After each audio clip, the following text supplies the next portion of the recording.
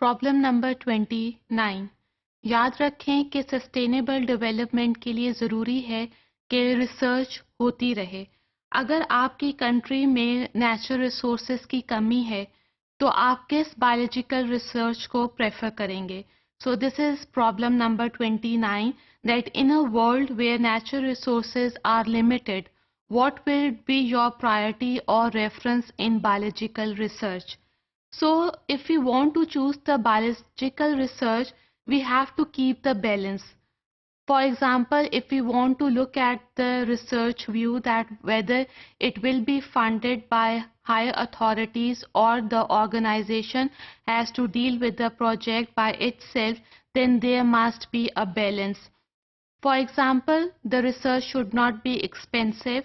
It must be cost balanced whenever we talk about the assessment of services or assessment of natural resources. इसके लिए हमें कम कीमत में ज़्यादा बड़ी रिसर्च करने को मिलेगी. Then building mechanisms to strengthen research capacity. Here we have to strengthen और हमने अपनी रिसर्च कैपेसिटी को मजबूत करना है. We have to build mechanisms. तो सबसे पहले हमने कॉस्ट को आइडेंटिफाई करना है कि आपकी पूरी रिसर्च में ऐसी कंट्री में जहाँ पे नेचुरल रिसोर्सेज लिमिटेड हैं तो आपने ऐसी रिसर्च सिलेक्ट करनी है जिसमें इतने एक्सपेंसेस भी ना लगें. इसके अलावा आपने ऐसे मैकेनिज्म्स बिल्ड करने हैं जो कि आपकी रिसर्च कैपेसिटी को मजबूत करे. Now, once the research project is approved, we have to monitor the research processes as well as their outcomes. कि क्या ये रिसर्च हमारी सोशियो इकोनॉमिक ग्रोथ के लिए बेहतर है, क्या ये इन्वायरमेंटल सस्टेनेबिलिटी के लिए भी बेहतर है या नहीं. Now, one of the solution of this problem is that we have to establish and develop certain policies that address not only natural conservation but also the management of natural resources. ये एक बहुत important issue है कि अगर natural resources आपकी country में limited हैं तो एक आप ऐसी रिसर्च करें जिससे नेचुरल रिसोर्सेज की ना सिर्फ यूटिलाइजेशन हो बल्कि मैनेजमेंट ऑफ नेचुरल रिसोर्सेज के ज़रिए नेचुरल रिसोर्सेज नेचर में बैलेंस फॉर्म में रहें. So the conservation of the environment and the management of natural resources actually reflects the societal values. So scientific information, it is very important. We can't forget scientific information for sustainable development of our country. So we have to put effective policies, we have to develop them and implement them in a right way. इसके अलावा management actions भी ज़रूरी हैं अगर एक दफ़ा policy implement हो जाती है. Now if you want to enhance our policies, अगर हम अपनी पॉलिसीज़ को बढ़ाना चाहते हैं या उसमें कोई बेहतरी लाना चाहते हैं, it is very important that relative scientific information should be there. This not only maximize the capacity to predict the effects of the policy, बल्कि हम alternative policy और management actions दोबारा से बना सकते हैं और उनमें बेहतरी ला सकते हैं.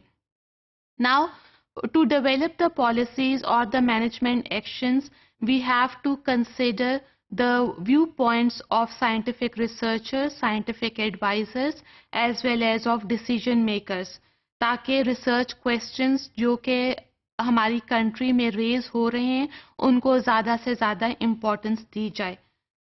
Now if you want to select biological research title according to the natural limited resources, then we have to pass through 3 phases. First phase, in which we have to consult the decision makers as well as the scientific advisors कि क्या हमारा title आजकल के ज़माने के लिए या natural limited sources में रहते हुए ठीक है या नहीं. So this will be reviewed by the scientific advisors as well as by the decision makers. इसके अलावा scientific advisors और decision makers वो research question पिक करते हैं जो कि ब्रॉड कम्युनिटी में अप्लाई हो और वाइडर पॉपुलेशन में अप्लाई हो सके. The third phase that we have to consider is that if this is a project and it is applicable in our environment and it is cost effective, then we have to look at the collaborations with the international societies for funding or for sharing the technologies with each other. Now, a number of ecological questions can be raised keeping in view this question.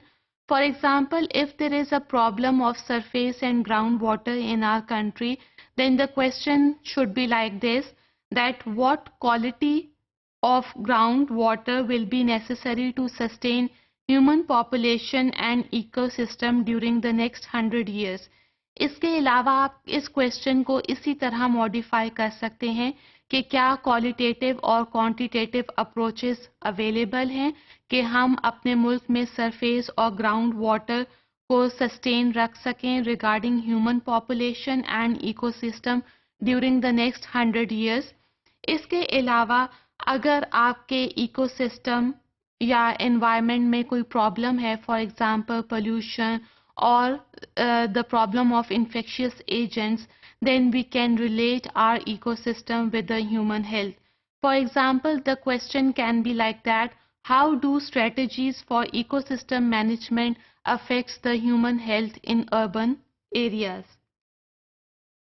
इसके अलावा आपके country में अगर limited resources हैं, then we can make use of microorganisms to produce biomass and biofuel in order to generate electricity, or we can make simple batteries from them.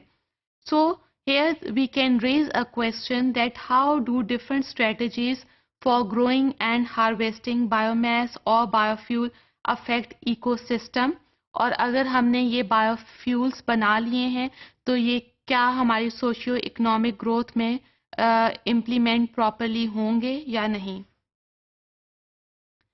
Now another area of research, if the natural resources are limited, then we have to consider other issues as well. As we know that natural resources are limited, then the issues of poverty, unemployment will be there. So we can establish general orientation of mental health research here. We not only discuss the problems of organizational structure, but we can also talk about the research priorities and the problems related to them. इसके अलावा developing countries में अगर हम mental health research पे काम कर रहे हैं तो we can deal with the problems of insufficient involvement of local stakeholders and of service users. इनको हम बढ़ा के अगर हम अपनी लोकल सर्विस पे कॉम्प्रोमाइज करेंगे तो तभी हम अपनी इकोनॉमिक ग्रोथ को बेहतर बना सकते हैं.